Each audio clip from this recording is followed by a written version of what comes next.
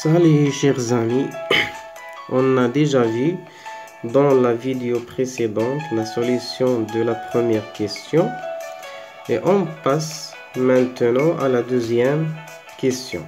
Donc deuxièmement, déterminer les caractéristiques de la force T, sachant qu'il a été représenté par l'échelle. Donc on a 1 cm représente 2 newtons. Donc vous avez déjà vu dans le cours de la force que la force a 4 caractéristiques qui sont le point d'application, que l'on appelle aussi le point d'action, deuxièmement la droite d'action et le sens, et finalement l'intensité. Ces caractéristiques-là, il faut les apprendre par cœur et dans cet ordre: le point d'application, la droite d'action, le sens et l'intensité. Donc, pour déterminer le point d'application,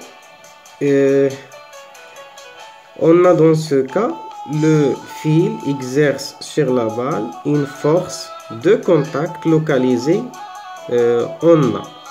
Donc, le point A, c'est le point d'application de cette force-là. Donc, le point d'application, c'est le point A. Deuxièmement, la droite d'action.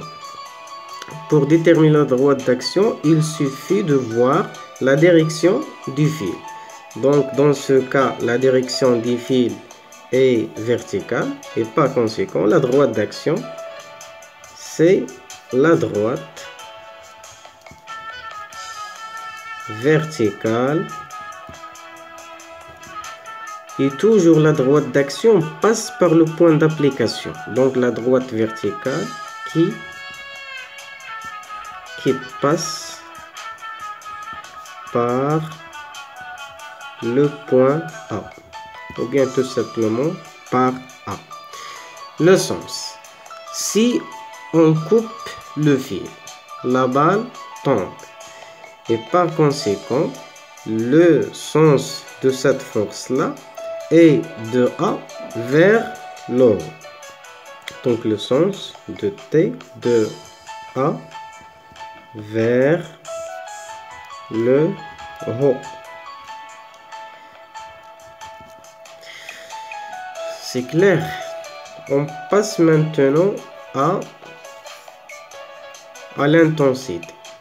Pour déterminer l'intensité, il suffit de mesurer la longueur de la flèche.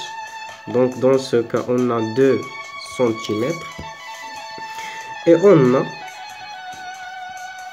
1 cm représente 2 newtons. Donc 2 cm représente combien? Représente 4 newtons.